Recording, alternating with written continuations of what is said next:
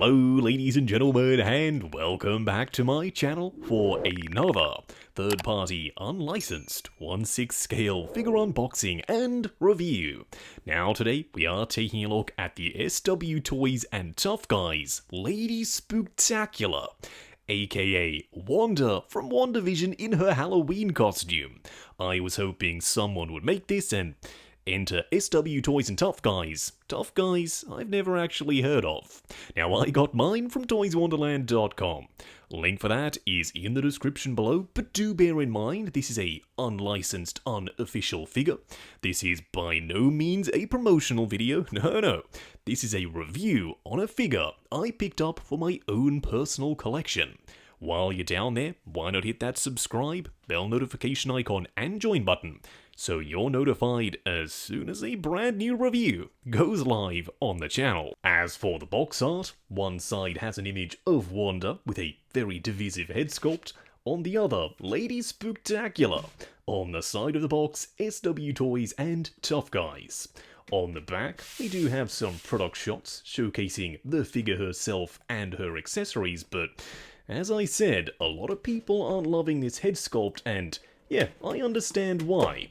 It's a very unique expression, one that Elizabeth Olsen does make in the show, but why would you immortalize that particular expression in 1/6 scale, whereas a lot of people would have loved to have seen just a regular, neutral expression Wanda?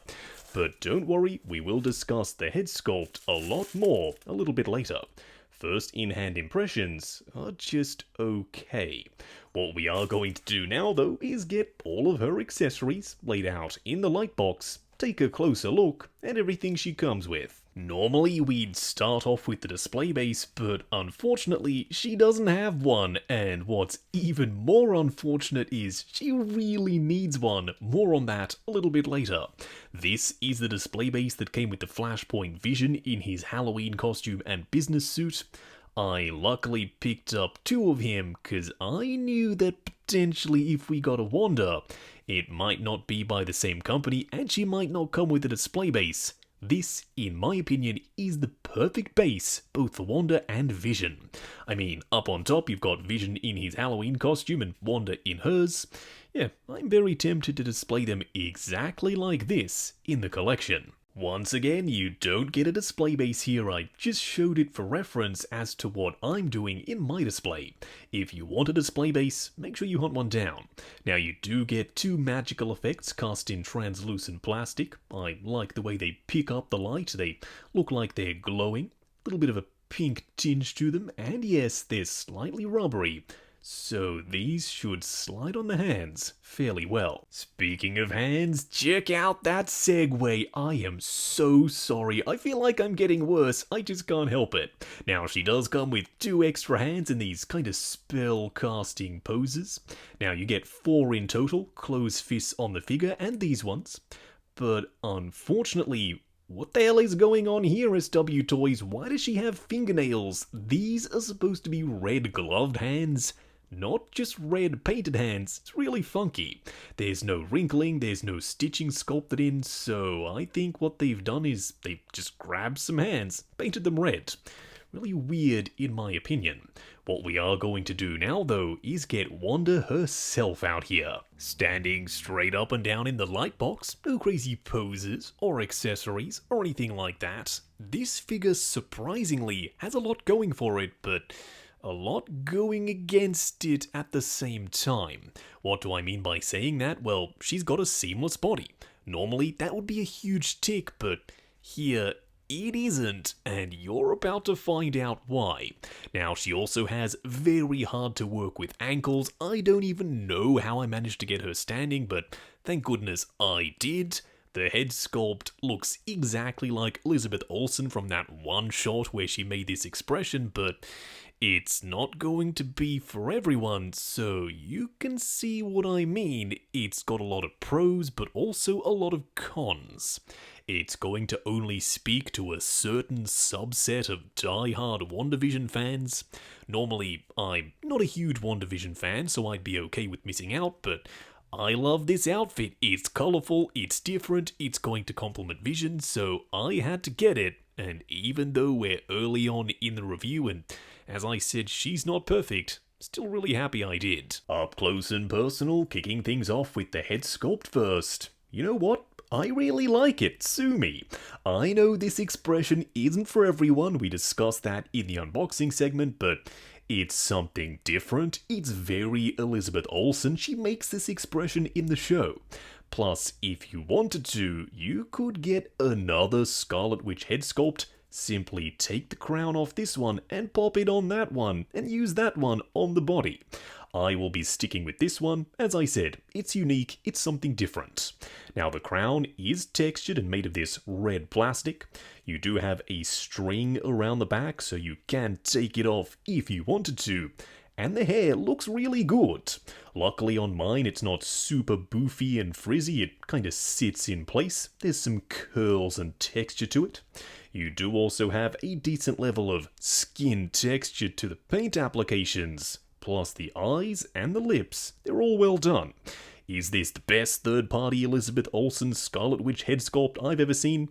No, but I don't think it's the worst either. Something that may be the worst though is the body. What the hell, SW Toys? What were you all thinking?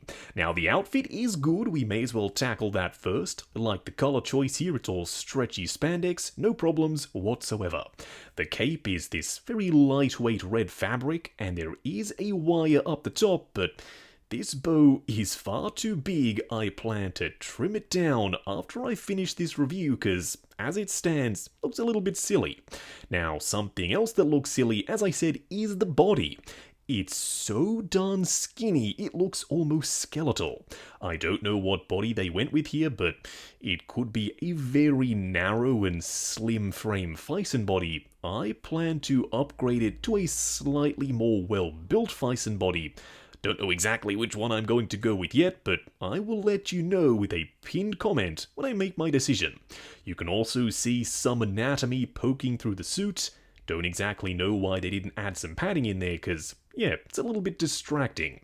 The skin tone match between the head sculpt and the body, though, is pretty good, so when I replace it, I do have to bear that in mind. Coming down to the legs, there's some pink stretchy spandex. It is attached to this upper red section, it's all one piece. Then down below for the boots, they're pleather. I know, that's going to upset some people. I actually like the way they look, but definitely not the way they function. Now normally this would be a solid plastic piece covered in pleather that attaches to a double ball peg, but oh no, not this time. Unfortunately, they've gone with the body with a seamless foot. So inside this shoe is the Fison foot. That means it's very rubbery, and trust me, this figure is going to be a downright chore to get standing. These ankles are super loose, very tough to work with. But before we move on, I did forget to mention these gauntlet or glove pieces. They are stretchy red spandex, and it's a two-piece design. The hands are painted in red, so it's kinda meant to look like one seamless glove. Of course, it doesn't really, but I'm totally fine with the way they've done this. For a quick side-by-side comparison, here we have SW Toys Wanda and Flashpoint Vision. Even though these two on their own are far from perfect, when you pair them up together, they start to make a lot more sense, at least to me. Wanda is a little bit shorter. Now, she does need a new body, and I will let you know how that goes in a future video. Maybe the Hot Toys WandaVision figure if she ever comes out, but for now, a little bit shorter and a lot skinnier. But the colours match beautifully. When I saw these two on screen wearing these costumes in WandaVision, I knew, oh yes, one day I'm going to have these outfits in 1/6 scale. And thank you SW Toys, and thank you Flashpoint, you all have delivered the goods. Going over articulation, do bear in mind this is my personal copy of the figure, so I'm going to be a little bit more careful. Starting off with the head sculpt, it's on a seamless neck, looking forward to there, going back to there, swivel and pivot side to side.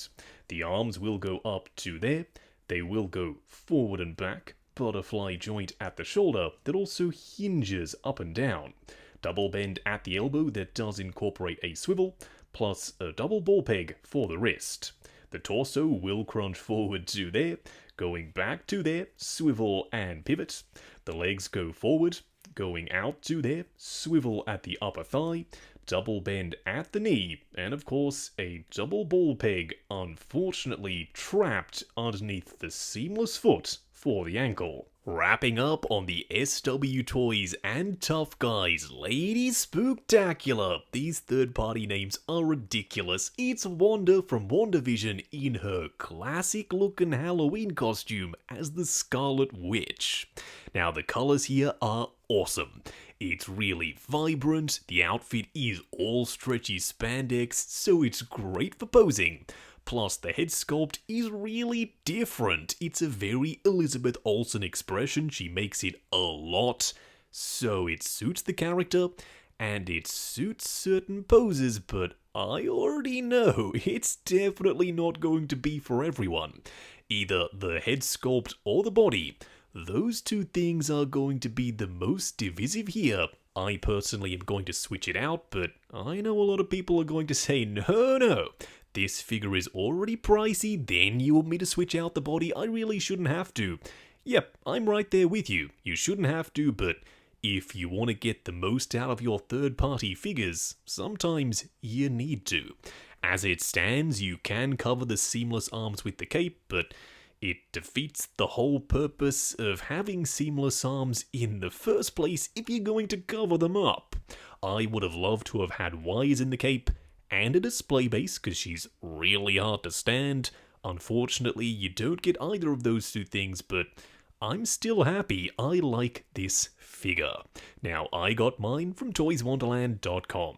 Do bear in mind, she's a third-party, unlicensed figure. That means she was produced in an unofficial capacity. I have popped the link in the description below for your reference purposes only. This is by no means a promotional video, this is a review on a figure I picked up for my own personal collection. While you are down in the description, why not hit that subscribe, bell notification icon and join button if you like the sound of seeing your name in the end credits of my reviews. Like, comment and subscribe, and we'll catch you in the next video.